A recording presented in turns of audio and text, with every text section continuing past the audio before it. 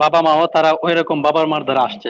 তো আমার এনে একটা প্রশ্ন থাকে যে ফার্স্ট, হ্যাঁ, যে প্রথম যে হয়েছিল সেটা কিভাবে হয়েছে? প্রথম যেমন প্রথম আদম আদম প্রথম বলেন। বলে প্রথম বলে তো এইরকম কিছু হয় না ভাই। প্রথম যেই জিনিসটা ছিল সেটা ছিল এককোষী জীব। অমিত ভাই এই বিষয়ে আপনি তাহলে মানে সামারি শর্ট করে বইলেন। উনি হয়তো আচ্ছা, ঠিক আছে। এত জটিল করে বললে হয়তো উনি বুঝবেন না। একটু সহজ করে চেষ্টা করেন যতটা সম্ভব সহজ করে বলতে আরকি। নিশ্চয়ই, নিশ্চয়ই। আচ্ছা, দিনহীন ভাই, একটা জিনিস নিশ্চয়ই মানে ইয়ে করছেন, একটা জিনিস নিশ্চয়ই রিকগনাইজ করছেন যে এরকমভাবে ১ম থেকেই একটা কমপ্লেক্স অর্গানিজম এর জন্ম আকাশ থেকে পড়তে পারে না। এই জিনিসটা নিশ্চয়ই মানে আ আ এটা নিশ্চয়ই রিকগনাইজ করছেন, এটা নিশ্চয়ই বুঝতে পারছেন। তাহলে আমরা কি দেখি? যে আমরা যে সায়েন্টিফিক এভিডেন্স দেখি সেখানে দেখি যে খুব সরলীকৃত স্ট্রাকচার থেকে ধীরে, ধীরে ন্যাচারাল সিলেকশন মানে descent with modification and natural selection এই জিনিসটার মাধ্যমে ধীরে, ধীরে আ একটা একটা কমপ্লেক্স স্ট্রাকচার তৈরি হয়েছে। তাহলে তার মানে আমরা এই জিনিসটা নিশ্চয়ই দেখছি যে এরকম এভিডেন্স আমরা নিশ্চয়ই পাচ্ছি যে মানুষ তো ১ম এই এত কমপ্লেক্স ছিল না। মানুষের যে পূর্বপুরুষ, মানুষের সাথে চিম্পাঞ্জির একটা পূর্বপুরুষ ছিল মোটামুটি ৭০ লক্ষ বছর আগে ৭ মিলিয়ন ইয়ার্স এগো। তারপর তাদের সাথে বনবের একটা ইয়ে ছিল যে আ একটা একটা সাধারণ পূর্বপুরুষ ছিল। এরকম করে যদি অতীতের দিকে চলে যান তখন দেখা যায় যে এককোষী প্রাণী আছে। শুধুমাত্র এককোষী প্রাণী আছে। এই পৃথিবীতে প্রাণের জন্মের পর থেকে প্রায় ৩ বিলিয়ন বছর ধরে শুধু এই এককোষী প্রাণীরাই ঘোরাঘুরি করত। তারা ইভলভ হয়েছে। তারা ধীরে, ধীরে মাল্টিসেলুলার অর্গানিজম হয়েছে। মোটামুটি ৬০০ মিলিয়ন বছর আগে আ এই মাল্টিসেলুলার বা বহুকোষী প্রাণীর জন্ম। এবার সেই এককোষী প্রাণীর আগে কি ছিল? এই এককোষী প্রাণীর আগে কতগুলো প্রি-সেল এবং প্রি-সেলের আগে কতগুলো প্রোটোসেল ছিল। এই প্রোটোসেল গুলো কিভাবে তৈরি হয়? এগুলো কতগুলো রাসায়নিক বিক্রিয়ার মাধ্যমে তৈরি হয়। এই রাসায়নিক বিক্রিয়াগুলো কোথা থেকে এলো? পৃথিবী যখন তৈরি হয়েছে তখন পৃথিবীর মধ্যে কার্বন, ফসফেট বা ম্যাঙ্গানিজ, ম্যাগনেসিয়াম এই ধরনের অণু বা পরমাণু এদের এই পরমাণুগুলো ছিল। এরা কিভাবে কোথা থেকে শক্তি পেত? এরা কি সূর্য থেকে শক্তি পেত? না। এখন যেটুকু আমরা জানি তাতে আমরা দেখি যে সমুদ্রের তলায় যে সমস্ত হাইড্রোথার্মাল ভেন্ট আছে যেখানে আগ্নেয়গিরির অগ্ন্যুৎপাত হয়, সেইখান থেকে তারা শক্তি পেত এই রাসায়নিক বিক্রিয়াগুলো তৈরি করার জন্য।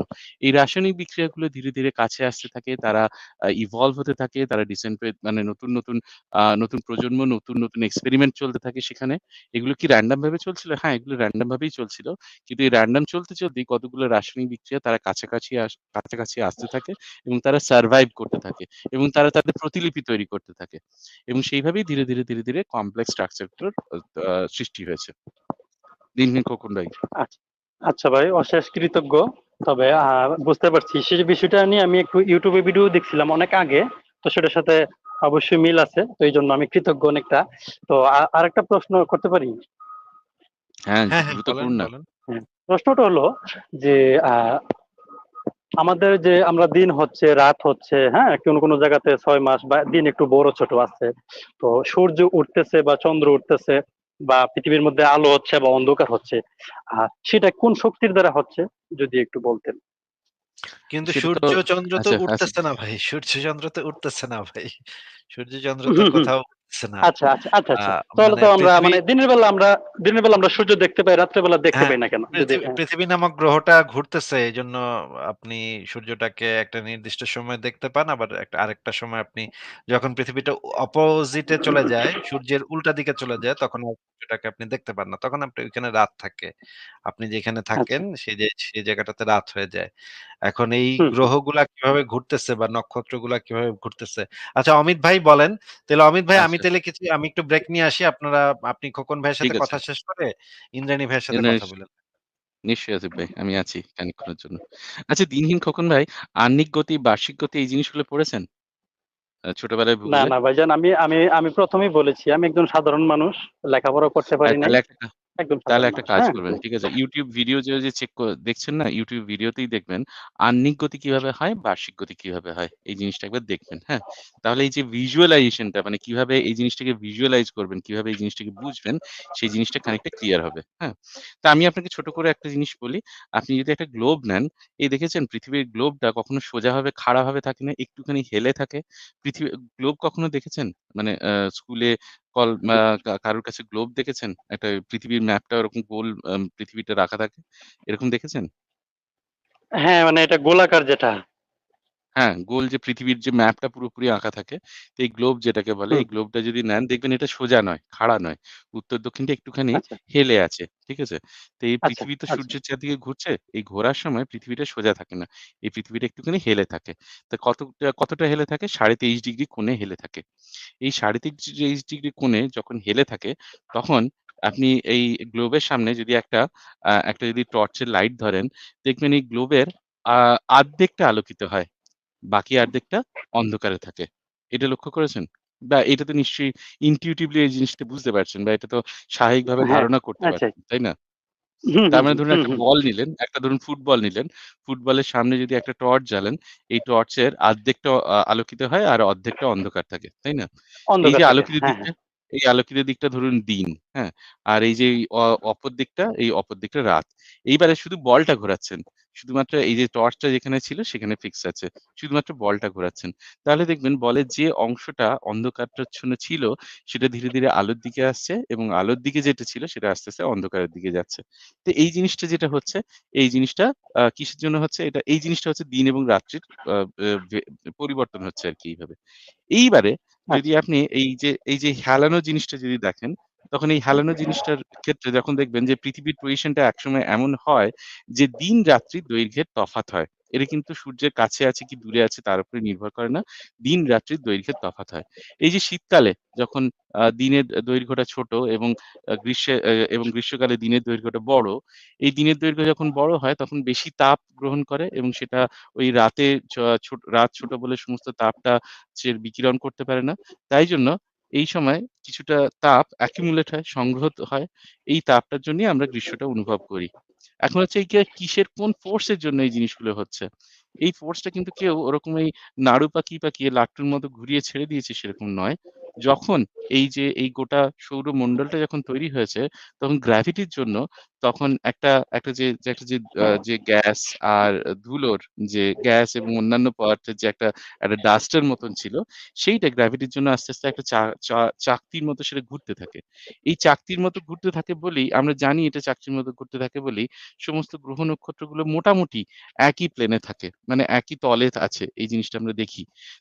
তার মানে এটা ধারণা করা যায় যে একসময় এরা একটা প্লেনেই এই জিনিসটা একটা তলের মধ্যেই একটা সমতল না একটা তল, একটা প্লেন তার মধ্যেই এটা ঘুরতো।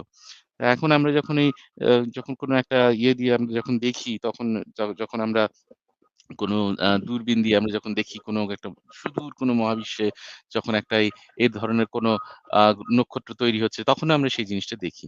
তো ধীরে, ধীরে তখন সূর্য তৈরি হয়েছে, এই গ্র্যাভিটেশন এর জন্য সূর্য তৈরি হয়েছে। আর এই গ্র্যাভিটেশন এর জন্য এই গ্রহ নক্ষত্রগুলো ঘুরতে আরম্ভ করেছে। তাহলে এখন প্রশ্ন হচ্ছে ইউরেনাস উল্টো দিকে ঘোরে কেন?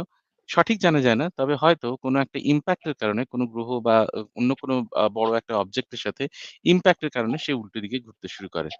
তো এখন তাহলে একটা কোয়েশ্চেন হচ্ছে যে আ তাহলে উম এখন প্রশ্ন হচ্ছে যে এই যে এই আহ্নিক গতি বা এইগুলো কি কোনদিন থেমে যেতে পারে? তার উত্তর হচ্ছে হ্যাঁ, নিশ্চয়ই থেমে যেতে পারে। এই যেমন ধরুন চাঁদের যে আহ্নিক গতি, সেই আহ্নিক গতিটা থেমে গেছে। একে টাইডাল লক বলা হয়। এবারে আপনি একটা কাজ করতে পারেন। আপনি যেই প্রশ্নটা করলেন, YouTube এ আহ্নিক গতি এবং বার্ষিক গতি দিয়ে একটুখানি সার্চ করে দেখবেন। ঠিক আছে? তাহলে এই জিনিসটা আচ্ছা, ভিজুয়ালাইজ করা বা এটার যে ধারণাটা সেটা একটুখানি স্পষ্ট হবে। এখন এর মধ্যে কি আ কোনো ইয়ে আছে, কোনো অলৌকিক শক্তি আছে? অন্ততপক্ষে আমরা সেরকম দেখি না। আমরা যখন কোনো একটা দূরবীন দিয়ে ধরুন হাবল টেলিস্কোপ বা এই ধরনের কোনো একটা টেলিস্কোপ দিয়ে যখন আমরা দেখি, তখন এরকম দেখি না যে কেউ নাড়ু পাকিয়ে একটা মহাবিশ্ব তৈরি করছে বা একটা নাড়ু পাকিয়ে একটা গ্রহ নক্ষত্র তৈরি করছে। এরকম আমরা দেখি না। কিন্তু আমরা এরকম অনেক সময় দেখি যে একটা নীহারিকা দেখি যেটা nascent স্টেজে আছে, যেটা একটা তারা তৈরি হওয়ার মতন একটা স্টেজে আছে। সেরকম কিন্তু আমরা দেখি। এই নীহারিকা কি? সেই নীহারিকা হচ্ছে একটা গ্যাস এবং অন্যান্য পদার্থের একটা একটা accumulation একটা একটা কি বলবো? মানে একটা সংগ্রহ বলতে পারেন। তা সেরকম ভাবেই সেগুলো ধীরে, ধীরে মানে ভবিষ্যতে তারা হয়তো স্টার তৈরি হবে। এখন একটা মজার জিনিস এখানে বলে রাখি যে, এই আরেকটু যদি এই বৃহস্পতি যদি মোটামুটি আরো ২০০ গুণ বড় হতো, তাহলে সে কিন্তু একটা স্টার হয়ে যেত।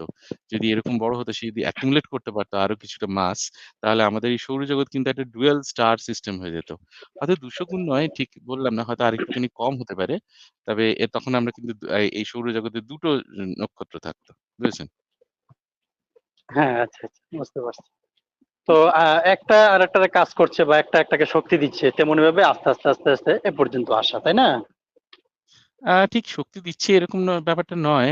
তবে অমিত হ্যাঁ, ভাই, আমাদের এই হ্যাঁ, হ্যাঁ বলুন না ইন্দ্রনীল ভাই। অমিত ভাই, ইন্দ্রনীল শুরুতে। উনি হুম। উনি আসলে এই এই মানে সত্যি কথা যেটা আপনি এত কিছু কভার করছেন, আর উনি যেহেতু ধরেন এখনো লার্নিং কার্ভের মধ্যে আছে, তো উনি আস্তে আস্তে শিখুক। আহ আপনি ওনার উপরে এত কিছু চাপাইন দিয়েন না। নিহারিকা থেকে শুরু করে ফরমেশন। ভাই আপনি একটা কাজ করেন, আপনি ধীরে ধীরে আগে কিছু জিনিসগুলো ইয়া করেন। আর অমিত ভাইয়ের সাথে যে কথাগুলা বললো, এটা আপনি ইউটিউব থেকে রেকর্ডিং থেকে শুনে নেবেন। সেখানে অনেকগুলা টার্মস আছে যেগুলো হয়তো বা আপনার সাথে পরিচিত না, সেটা আপনি আরেকটু ইউটিউবে দেখে নিলে সেখানে একটা ভিজুয়ালাইজেশন থাকবে। আমি আপনাকে প্রাইভেট চ্যাটে একটা লিংক দিয়ে দিচ্ছি, দেখেন ওখানে কিছু থাকবে। অমিত ভাই ধরেন অনেক কিছু বলে দিছে, কিন্তু আপনি যদি এগুলা একটু দেখে নিতেন তাহলে ভিজুয়ালাইজেশনের সাথে আপনি মানে ইজিলি বুঝতেন। দিনহীন ভাই ও, আর অমিত ভাই, আমি আচ্ছা। জাস্ট, আপনি আমার কথা কিছু মনে করেন না, আমি আপনাকে থামাতে চাইনি, কিন্তু না, আমি না এটা যেটা কিছু অসুবিধা নেই। কিছু উনি অসুবিধা নেই। যেহেতু সেটা ভালোই একটা লিঙ্ক দিয়েছেন। সুন্দর একটা লিঙ্ক দিয়েছেন। বেশ ভালো। এই চ্যানেলটা আমিও দেখি মাঝে, মাঝে। হ্যাঁ এই চ্যানেলটা আমারও আচ্ছা, খুব ঠিক আছে ফেভারিট একটা ভাই। চ্যানেল। হ্যাঁ ভাইজান, ভালো থাকবেন। অনেক সময় নষ্ট করছেন। আমি ডিউটি থেকে মাত্র কোনো আসলাম, অসুবিধা আমার নেই। অনেক কাজ বাকি আছে। আমি একজন আচ্ছা, প্রবাসী। হ্যাঁ, ভালো থাকবেন। হ্যাঁ, ঠিক আচ্ছা ঠিক অনেক আছে। ভালো আপনিও থাকবেন। ভালো থাকবেন, সাবধানে থাকবেন। হ্যাঁ? আর মাঝে, ঠিক মাঝে আছে। যুক্ত হবেন, আড্ডা দেয়া যাবে। অবশ্যই আমি লাইভ দেখি, আপনাদের কথা শুনি, তবে ওই ওরকম সময়টা হয় না যে কিছু বলবো বা কিছু যুক্ত হবো, যেরকম না, শুনি আর কি, কথা বলতেছেন শুনতেছি, এরকম আর কি। নিশ্চয়ই, তো ভালো থাকবেন ভাই। নিশ্চয়ই। হ্যাঁ, ওকে। ঠিক আছে ভাই, ভালো আপনারাও ভালো থাকবেন।